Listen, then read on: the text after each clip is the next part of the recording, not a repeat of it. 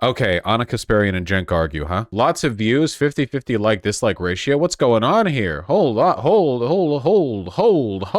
on.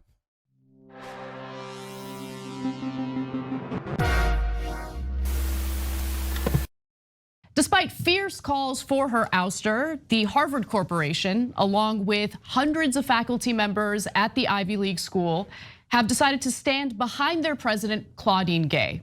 Now, even a politically motivated attempt at getting her fired due to allegations of plagiarism didn't seem to work. And we'll give you the details on that in just a moment. But before we do, I haven't been keeping up too much with what's going on at Harvard, but my understanding is that the school is protecting their students and not letting a bunch of like billionaires and autocrats tear them apart for being pro-Palestinian. And as a consequence of that, there is an effort to oust the president. So her staying there is good. I think it's important to just refresh our memories in regard to why there are calls for Claudine Gay, the president of Harvard University, to step down. It all really began last week when— Not just students, also professors. Yeah. The House Committee on Education and the Workforce held a hearing with university presidents coming from Harvard, from Penn, and also from MIT. They asked about student protests and about the notion that some of these protesters are engaging in anti-Semitic rhetoric that makes Jewish students at these institutions feel unsafe. And really what got the most attention— Oh yeah, speaking of, there's no way I can't show this here. Speaking of making students feel unsafe, look at this insane video. A Harvard grad student wearing a keffiyeh, I don't know if that's how it's pronounced, was subjected to Islamophobic harassment on campus by Eve Gerber, wife of Jason Furman, professor at Harvard's Kennedy School, and a former Obama admin advisor. She's accusing the student of making people feel unsafe for walking around wearing just like Muslim garb or whatever, when she's literally like stalking and shouting at, or like, you know, like harassing him in the street. Like, you're making me feel unsafe as I chase you down. Literally like the turf thing, as they like mount a harassment campaign against trans people on the basis that the trans person is making other people feel uncomfortable. Love wearing my terrorist scarf to Harvard. This is, hold on, let me get a mental image for what this is. I'm pretty sure, like, I went to school with some, like, Muslim people. I'm pretty sure this is, like, a very normal thing to wear. It's literally this. It's literally, like, right? It's like a cool scarf. This is the terrorist scarf, you see. See, I don't know Arabic, but I'm pretty sure this lettering says that it's a bomb or something. I don't know.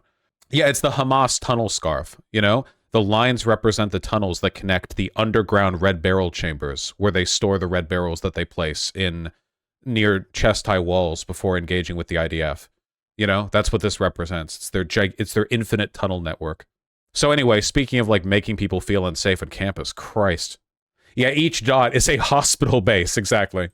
Was an exchange featuring Republican Congresswoman Elise Stefanik, who has never uttered a word against right-wingers who spew, you know, anti-Jewish conspiracy theories like the Great Replacement Theory or anything like that. But she did use this hearing as an opportunity to really make a name for herself. And so here's the moment that got a lot of attention, featuring Claudine Gay.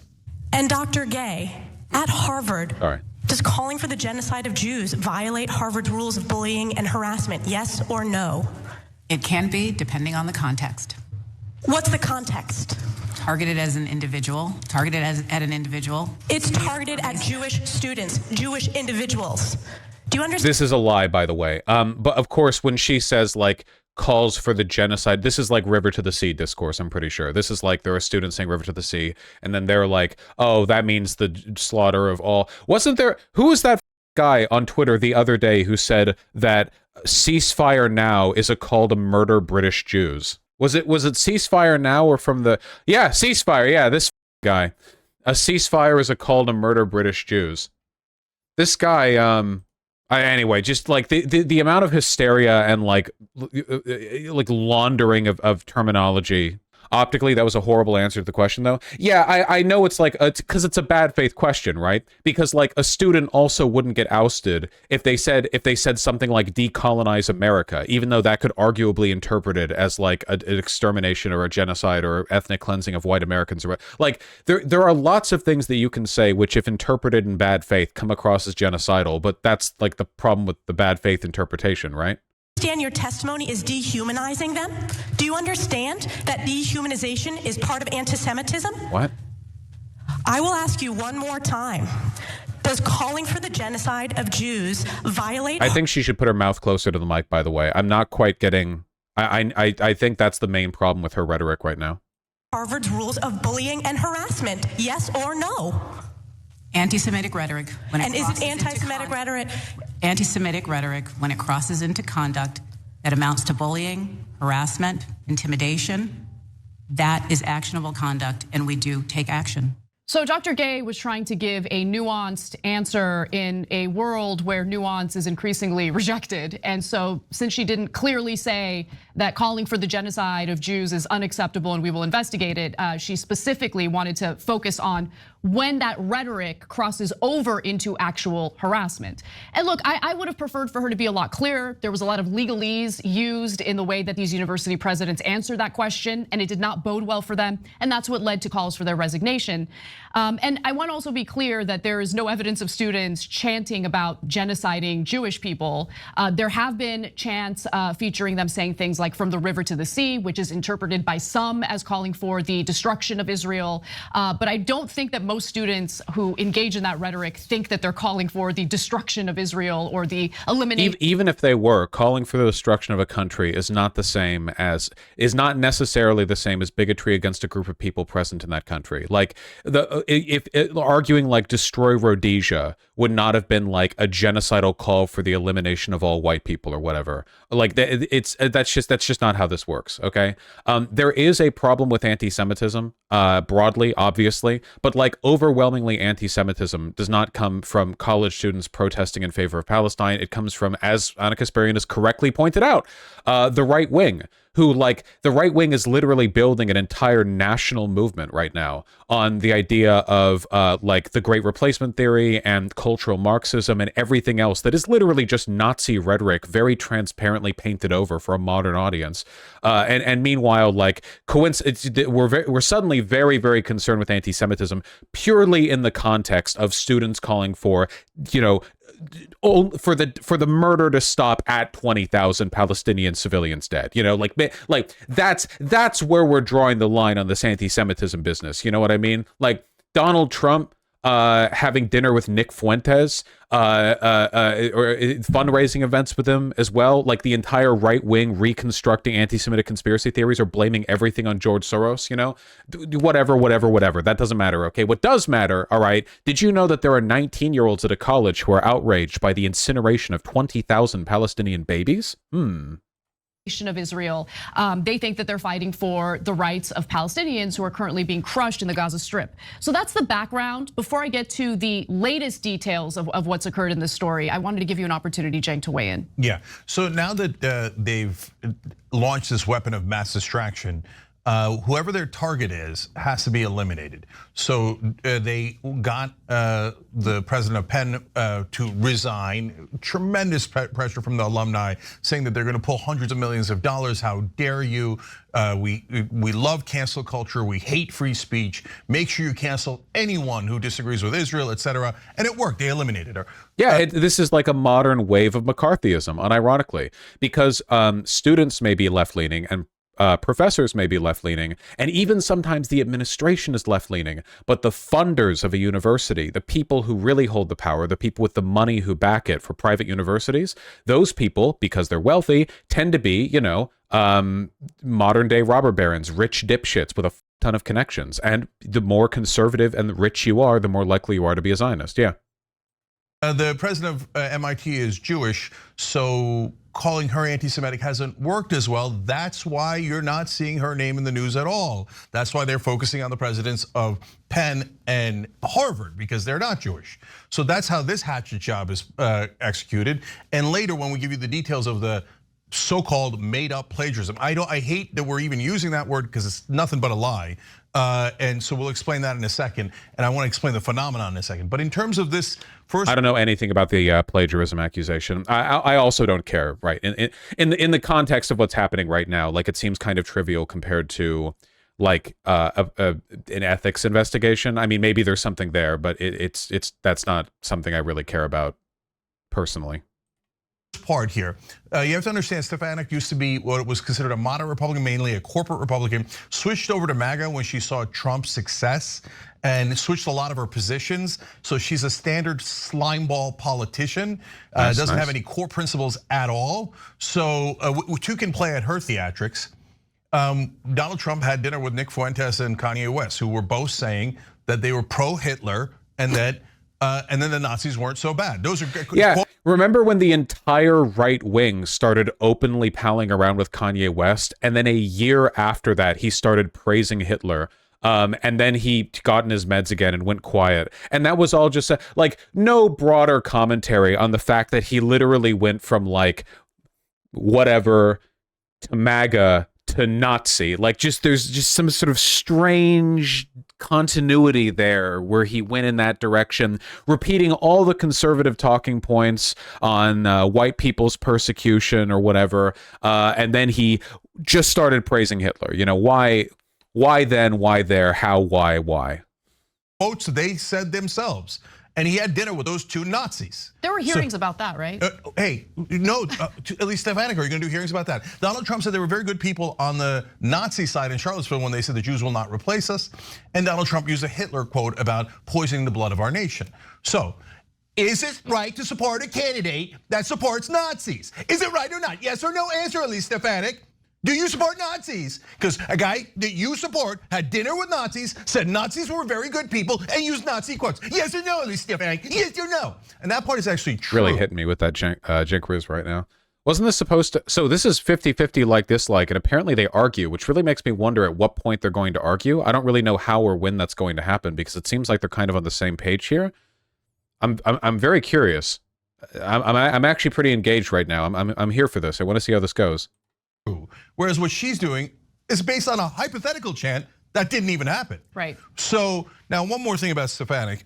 Right after these theatrics about how she cares so much about preventing genocide or chance of genocide before they even happen. Do you know that Stefanik then voted for genocide? She's among the people in the House who voted for $14 billion to Israel to continue the genocide of the Palestinian people. That is not hypothetical or theoretical at all. It's happening right now. And she said, please take the taxpayer money and send it over there so they could do what now today, even Joe Biden is calling the indiscriminate killings of Palestinian civilians. Even Joe Biden, if you could believe it. So with that background, I do want to add one extra layer of context because this is actually a really interesting and nuanced story because one of the other reasons why these university presidents have become a target of the right wing is because of their implementation of diversity, equity, and inclusion, and that really began to be implemented. You guys all seen that, by the way, the obsession. You've probably seen it in the acronym DEI, the diversity, equity, inclusion. This is just like affirmative action / woke politics reframed all over. It's like the same thing. I don't even know. I don't even know if it does anything. Seriously, I think the diversity, equity, and inclusion thing is just as transparent and hollow and corporate as it sounds and the way it's framed and phrased. DEI extension. It's just like a corporate marker for how many, I don't know, disabled trans black women they have. It's all corpo speak. In these institutions following the 2020 protests that happened in the summer, following George Floyd's murder by Derek Chauvin.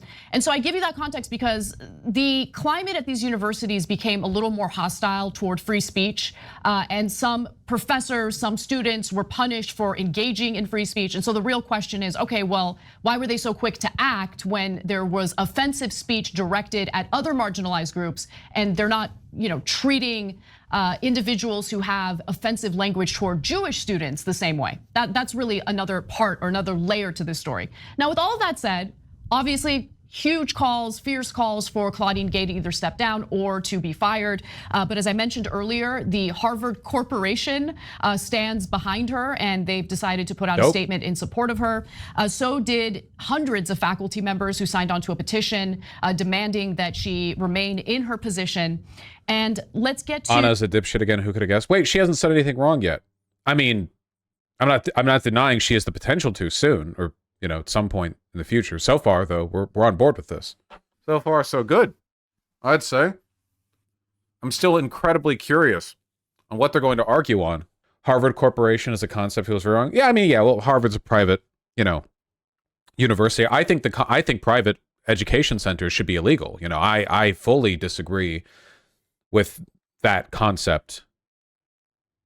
To some of the other allegations here. Now, the Harvard Crimson, the student newspaper at Harvard, is reporting that the Harvard Corporation and Harvard's highest governing body, expresses confidence in her leadership. They will not remove her. Harvard President Claudine Gay is facing allegations of plagiarism, though. They mentioned that as well. After a report in the Washington Free Beacon on Monday and a Sunday post on Substack. Kanye used to be very progressive politically. Yeah, Kanye is a pretty clear example of a person whose politics are most heavily influenced by the fact that he's mentally ill.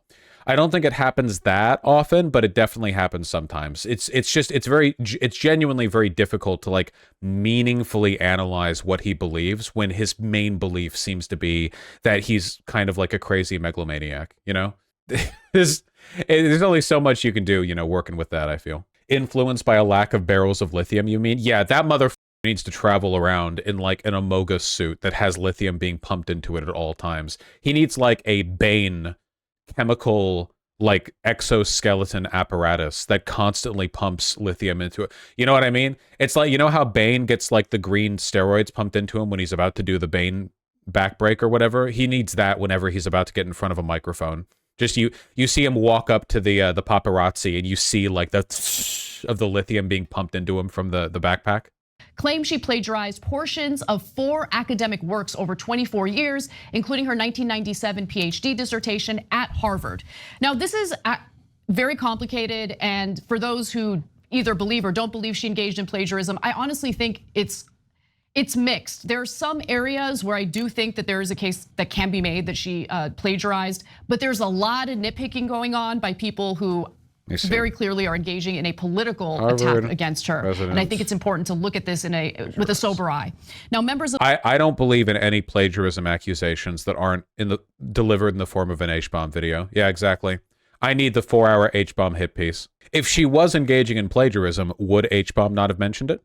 I want to see really quickly. Harvard clears its president of research misconduct. This is from the New York Times 6 hours ago. Here, how bad are the plagiarism accusations against the Harvard president? It depends on whom you ask. Well, that's always reassuring. Here, okay. There we go. We'll go to Fox News, who I trust implicitly. Back off. Whack off, you ranker, or whatever the fuck Australians say.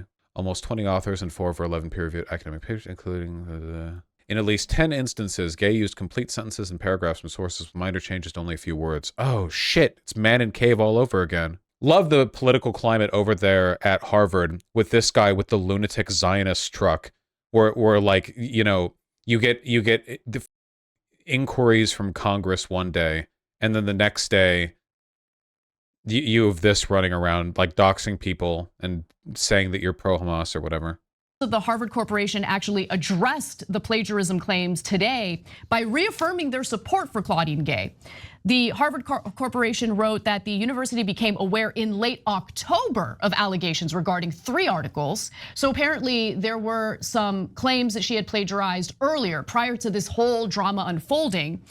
At President Gay's request, the fellows promptly initiated an independent review by distinguished political scientists and conducted a review of her published work.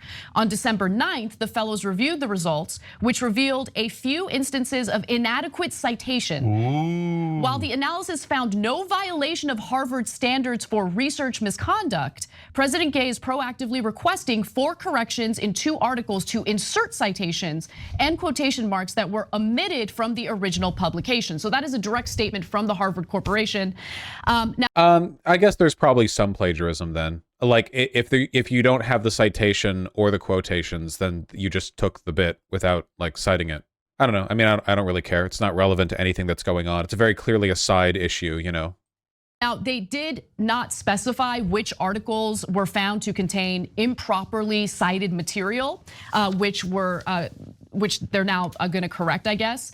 But the allegations were further publicized, and this is where the political component comes in. They were further politicized by right-wing anti-woke activist Christopher Rufo.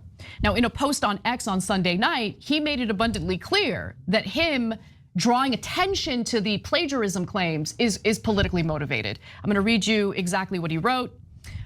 Real Chris Brunette, that's the reporter that he worked with, and I sat on the Claudine Gay plagiarism materials for the past week, waiting for the precise moment of maximum impact. The Harvard board is meeting tonight, and there are rumors that the plagiarism scandal could be the final. I love Christopher Rufo because he's too stupid to keep anything to himself. He did the exact same thing with critical race theory, where he was like, yeah, we made it up. We just wanted to get people to associate this term with a bunch of negative things. So we sort of socially engineered the term. Why would he say this? Why does he keep doing this? This is the second time he's done it, at least the second time. He's maybe done this more. He's literally like, he thinks he's a Bond villain. Yeah, he's like, he always acts like he has you strapped in his laser beam chair, well, you're not going to make it out of this alive. So he thinks he's building the rep. Dude, he's like the burglars in Home Alone, where they're like, yeah, we will leave the sink on to let people know. What do you, if you're really good at social engineering, your rep will develop from behind the scenes insiders talking about. The only reason he talks about this publicly is because he's not held in high regards privately. Well, okay, insane.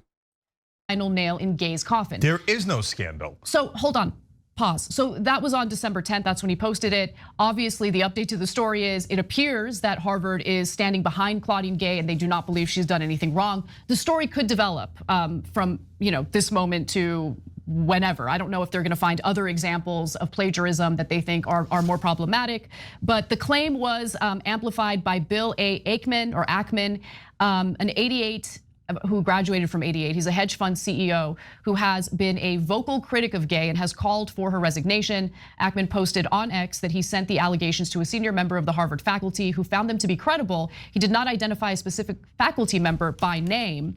And so the Free Beacon article mentions 4 specific works from Claudine Gay that they believe give examples of her engaging in plagiarism.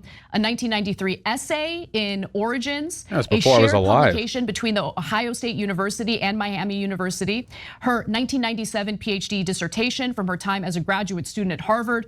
That particular example I think is kind of funny because they claim that she lifted quotes or work from the very person who was her dissertation advisor. Yeah, it's nonsense, 100% garbage, but I'm, okay, keep going. And also 2 papers that she wrote while she was a professor at Harvard in 2012 and in 2017. So the Crimson, according to their reporting, independently reviewed the published allegations, though some are minor, consisting of passages that are similar or identical to Gay's sources, lacking quotation marks, but including citations. Others are more substantial, including some paragraphs and sentences nearly identical to other work and lack. This segment reminded me of why I stopped watching TYT. Cenk behaves like an idiot. Honest carrying the cast. I still don't understand when they're going to fight. Citations. Some appear to violate Harvard's current policies around plagiarism and academic integrity. Yeah, I also this is a lot more breadth than I would ever give this issue. Like Christopher Rufo literally admitted, like, yeah, this doesn't actually matter or mean anything.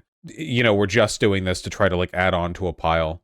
So I'm going to give you one example, but I also want to note that it's unclear what Harvard's code of conduct on plagiarism was at the time that she put this work out. So here's her. Okay, before you do that, let me just explain. After she's done with this, these are all hatchet jobs. It is a hatchet job. Horse crap. It's all I'm going to explain why this is all garbage, a burning pile of total garbage. Go ahead. Okay, but let me also say this, okay? It's clearly politically motivated, okay? The hatchet job is clear to me as well. But if there are specific, hold on, Cenk, listen to me for a second. Oh, no. If there are substantial examples of her engaging in plagiarism, what is, I don't even understand what the relevance is in like discussing this specific point, I guess it's like, I didn't think this is what they were going to argue about. I mean, maybe the plagiarism happened, maybe it did. It's just uninteresting to me in the broader context of like this neo-McCarthyite bullshit. A problem if she's the president of a university. Yeah, I'll explain later. Just get through the BS first. Okay, no, you go ahead, Cenk. Go ahead. I don't know why Cenk's being so combative though. What the? Like, what couldn't Cenk just say, like, yeah, you know, but I think ultimately, like, since this is pretty transparently an attempt to divert our attention and sort of pile on, like, I don't think too much like thought should be given to this, even if there is something that what's happening? Okay, it's garbage. It's garbage. Okay, go ahead. So guys, here's what happens. Okay, once someone sticks their neck out and challenges the powerful, they then dig into their lives and they go, okay, we got to find some transgression so we can invent a scandal, and they'll get some hack like Rufo and some. She included citations but forgot some quotation marks. Wait, so the plagiarized materials, there were citations there? I thought it said that they didn't have the citations or the quotation marks.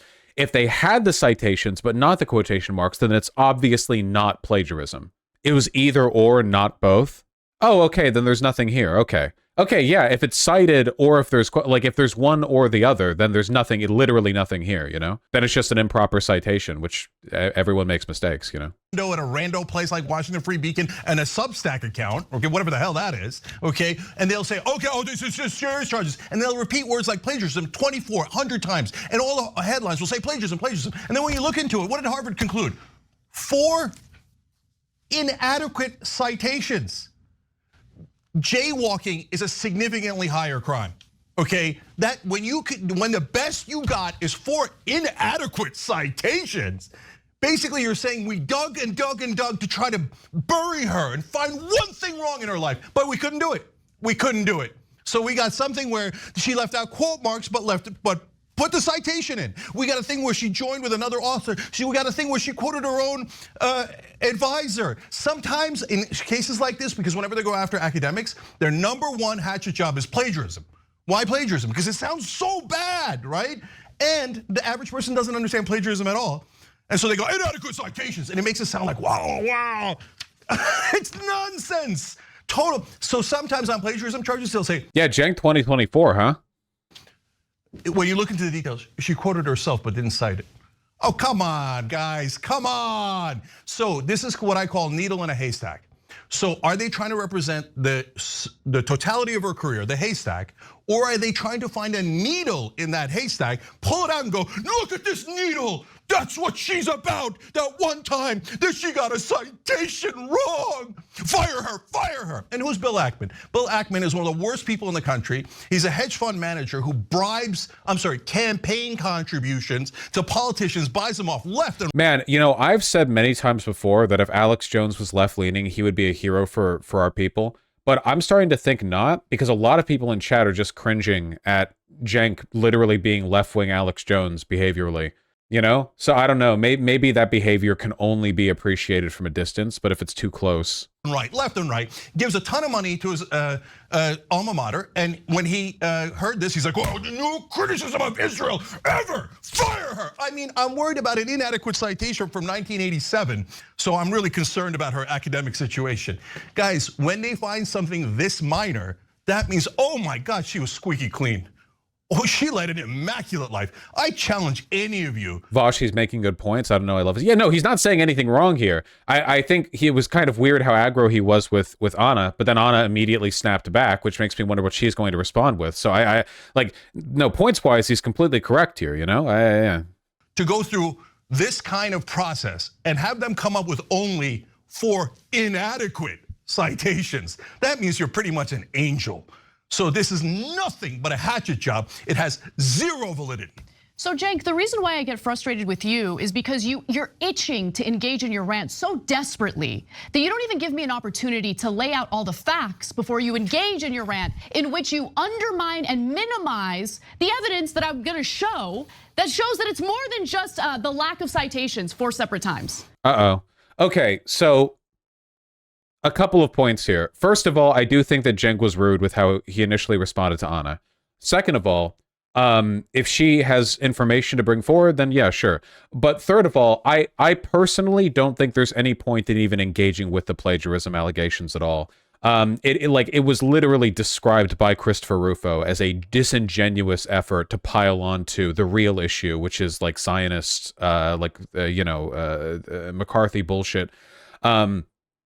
You know, like if it turned out she had actually engaged in plagiarism, I still wouldn't call for her to resign, because it's very obvious that she would be resigning for standing up to the Zionists. You know what I mean? Like nothing here has anything to do with the plagiarism. It's a secondary, tangential side issue. How is he rude? Navosh explained. Oh, I just think he kind of like, bit on her a bit at the beginning and sort of cut her off. But, it's sort of escalating rapidly here, I forget who Christopher Rufo was. Is he like a right-wing nut? Yeah, he is. He styles himself as like the social provocateur that constructs the dog whistles that the right wing uses. Like terms like woke or CRT.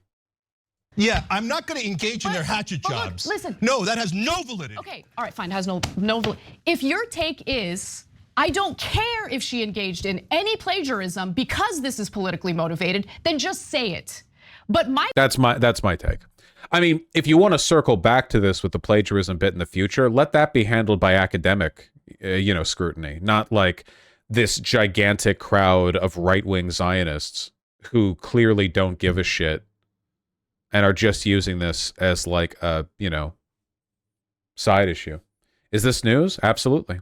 My point is, even though I believe it is politically motivated that they're going after her, if there are substantial examples of her engaging in plagiarism at a university where students get expelled when they engage in plagiarism, it's a problem. But they already did the analysis, Anna. So now we're going to do a double analysis on some jackass substacker who's obviously doing it for political reasons. And guess what? By the time that they reevaluate their second set of nonsense charges, she'll already be fired. And Bill Ackman will go, yes, I won again. Send in the bull BS reporters to find the real problems in her career. They did an analysis of the first round of plagiarism allegations that came out in October. But a new round of allegations came out. A new round. Okay. Look at that. Right. What a surprising twist. A new round of allegations. Let's see if we can find more inadequate citations.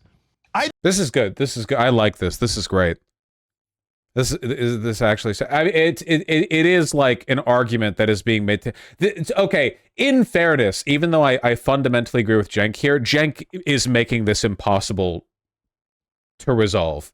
Like it is literally, like it is clearly not possible to resolve anything here with him acting this way. Even if I generally agree with what he's saying. Turbo content pill, true. Nobody wants to admit you're right when you're an asshole about it. Well, it's not just a matter of admitting you're right. Everyone lionizes like, oh, well, he might be right, but he's an asshole. You're not Rick Sanchez. Like, it's not that hard to be right and also deliver the information correctly. There's no partial credit.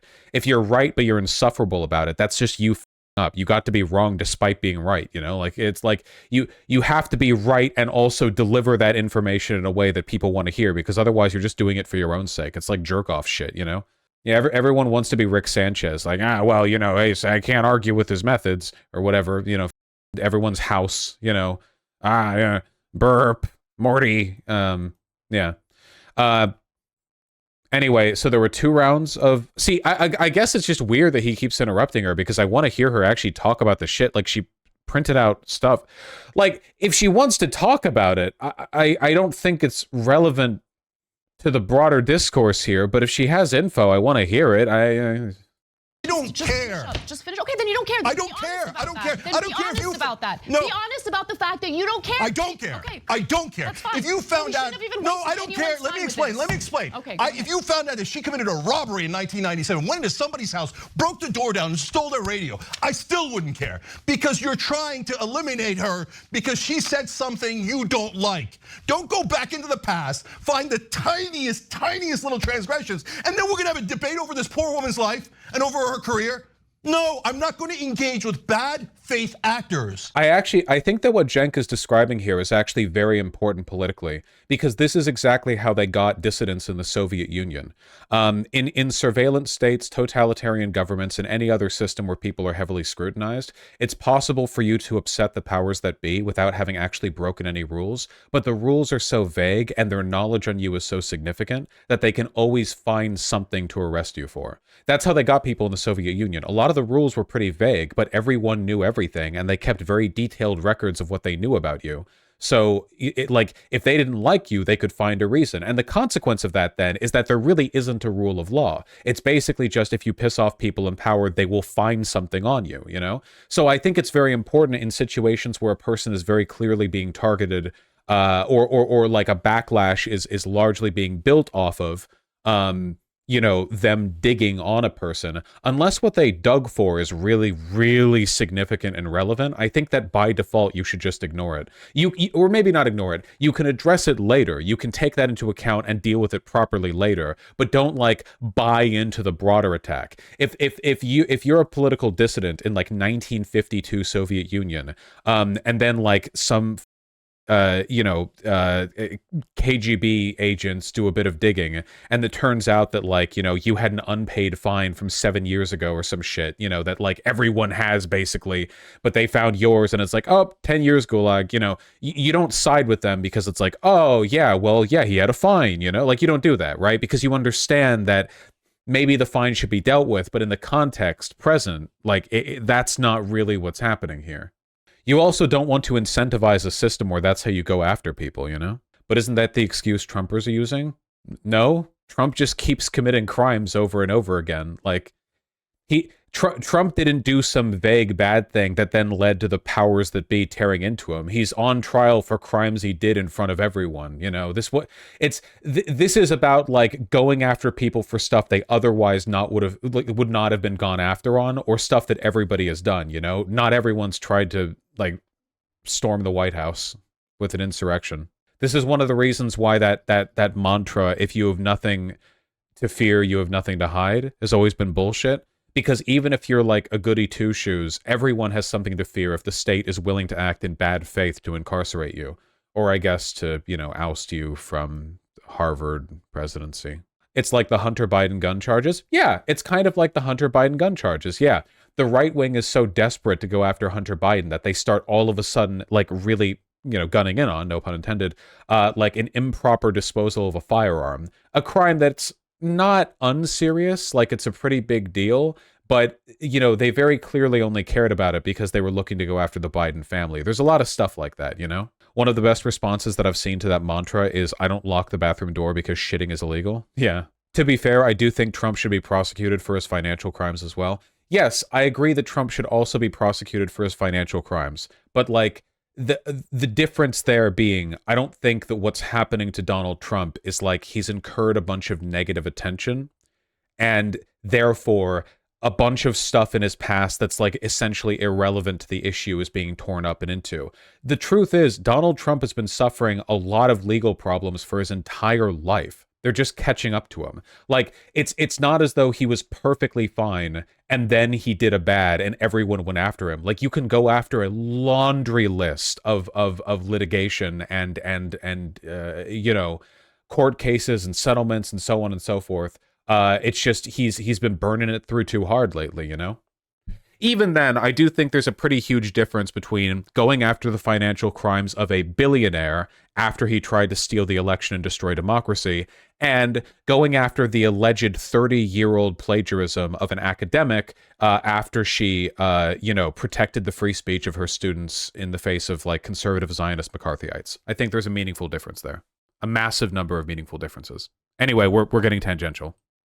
Who have shown 1,000 times over that they're full of crap and they're looking to destroy people's lives. So no, let me be very clear. I have no interest in a debate about plagiarism from 20, 30 years ago. So-called. When the first round of plagiarism came up with no plagiarism, none. They were lying, and they're always lying. Oh, should we look? Is he projecting some personal energy into this? Because he is very... into whether she jaywalked? I bet she did. Let's have a debate whether she jaywalked or not. I bet she crossed several streets without getting proper permission. She might have even once had a party past 10 p.m. Might have violated a noise ordinance. Let's engage in, is she guilty of the noise ordinance? I might be guilty of a noise ordinance now. No, hatchet jobs, no interest.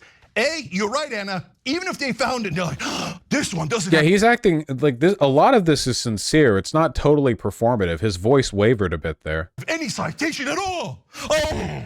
All right, okay. I'm done. We're wrapping this story up. We're taking a break. We'll come back and hopefully we'll calm down a little bit so we can actually do our jobs appropriately. The job appropriately is this story has zero validity. Right. And do not fire that poor woman because some donor who's rich says, no, I'm gonna run Harvard. No one's allowed to disagree with my political opinions. Okay, if that's what Harvard is, which apparently that's what Penn is, I'm humiliated that I went to Penn. They fired her over that? They fired her over that because the donors didn't want her to be honest and tell what the actual policy of the school was on a hypothetical chance that didn't even happen. Is Cenk trauma posting? Yes, he is. And those same donors, by the way, very, very likely donating to the politicians who voted for genocide of the Palestinian people because their lives don't matter. But we're discussing citations as 18,000 people have been butchered in Gaza. That's a weapon of mass distraction. All right, it's more than citations. I'm sorry that I couldn't give you guys the information. Well, I kind of wish I could have heard what Anna had to say. I guess just pure curiosity on the accusations with regards to the. I guess I would like to know. Please read. But go to Substack. I'm sure they have a lot of it. Read the Harvard Crimson, please, so you'll understand where the real allegations lie. The Harvard Crimson? Harvard says 4 academic work, 24 years, according to her 1997 PhD dissertation. Oh, to be a fly on the wall during their break. True. One implicated paragraph, the technical description of statistical results, is nearly identical to Voss and Palmquist's work and differs only by a few select words, including changing decreased, increased to reflect a different data set. That's plagiarism, for sure. The second repeats the exact phrase from Voss and Palmquist's article, others rearranged slightly for the case citation. Why plagiarize this? This isn't even an especially interesting piece of information. Like, it would be easy to rephrase this in a way that doesn't even remotely risk plagiarism. At no point in either paragraph does Gay use quotation marks or include in-text citations. Voss and Palmquist are not cited anywhere in Gay's dissertation. Possibly a slip-up? Nah, this is plagiarism for sure. This definitely is, yeah. No getting around it. And there's more.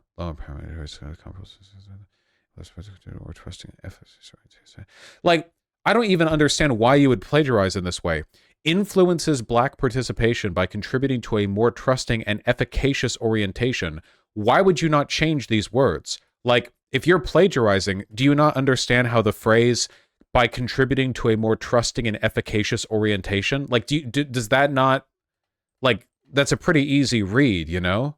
H-bomb gonna have to drop a part 2. Yeah. This might not be plagiarism. Sorry, shit source, but here Cenk apologizes and Anna responds. There's more? Oh, you have a streamable. Oh, shit. You gotta let Anna speak. We're here for that too. I know, I'm guilty. I'm sorry. I should have let her finish. I know.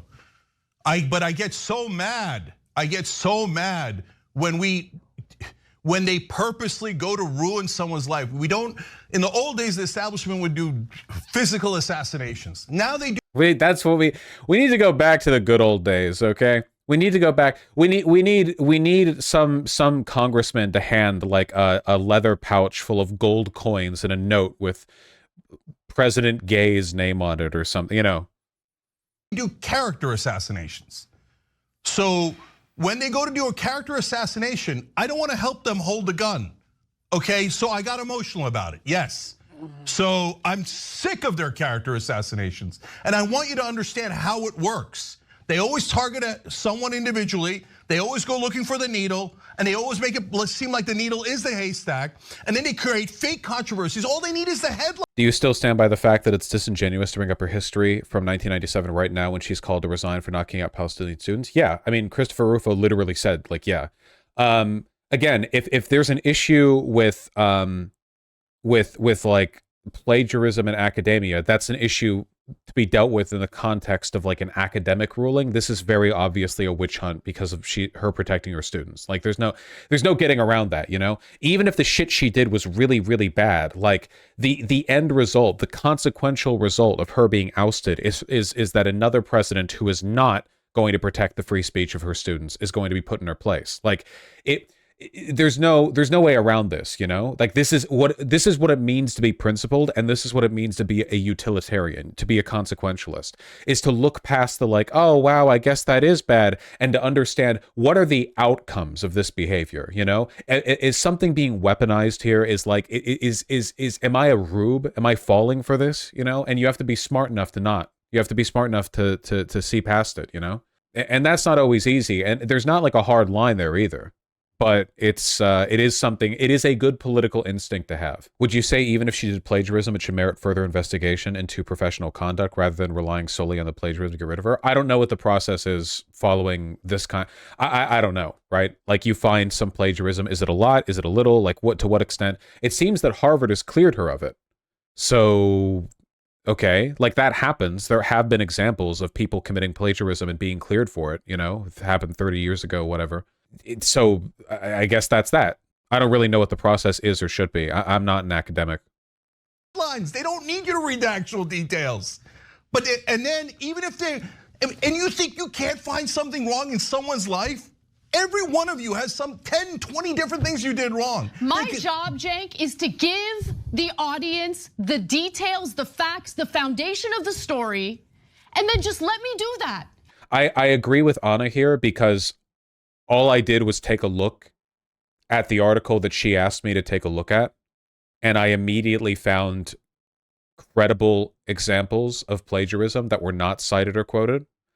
And I think that it makes you less knowledgeable and easier to defeat in debate if you go the Cenk route, where you're like, no, it's all bullshit. And then because then someone could show you that article and be like, no, this isn't. And then you'd have to be, oh, and then your argument is worse for it. Which is why I think Anna was correct when she said, just say you don't care about it and move on. But then he kept saying both that he didn't care, but also that it was bullshit, which those are two like different opposite positions, you know? Like you can't say, I don't care about the plagiarism allegations in this context while also saying also the allegations are bullshit, you know? Because then you do care because you're trying to argue that they're bullshit. And then do whatever you're gonna do, okay? But it bothers me when we finish a story and I feel like I haven't done my job in giving the audience the details, okay? The facts of what's really going on. The actual details of the allegations at play. Anyway, whatever, it is what it is. It is what it is. No, it is what it is, I wanna move on. No, look, we should have discussed it earlier and I should have been clearer about it. Anna is right that in the middle of that story, I should have let her finish, of course. But we should have discussed it earlier and I should have insisted that we not engage in firing the bullets, okay? So the debate already buries her. A fake debate is just as good as a real debate because it's all about PR. It's all about everybody saying plagiarism 200 times, whether it's justified or not justified. Okay, sorry. There is some truth to that. The idea that like a fake debate and a real debate accomplish the same goal. Well, he's still right, but it's a pretty terrible apology. Yeah, I actually think Cenk's in the wrong here. This is one of those like, well, he's right, but he's an asshole, but then he's an asshole in a way that makes him wrong, actually, kind of ways, you know? I think that like, at the very least, the argument you would have to make is, having looked at the allegations, you know, maybe there's something here, but I still don't care. But he didn't even let her say, like he interrupted the segment, which like yeah, he could have just given her time to talk on it. And then he could have, like, if I was in his position, I would have just said, I don't think much time or energy should be given to this because fundamentally, even if there is real plagiarism, I think that in the context of this being like weaponized in bad faith by the Zionists who are trying to like shut down free speech, McCarthyism, whatever, I don't want to give it too much attention because like the only consequence to it being invoked in this way is for it to be abused and misused, you know, and then let her do the thing, but you know, whatever. Well, I guess my takeaway from this is get a carbon monoxide detector in your house to check if there's carbon monoxide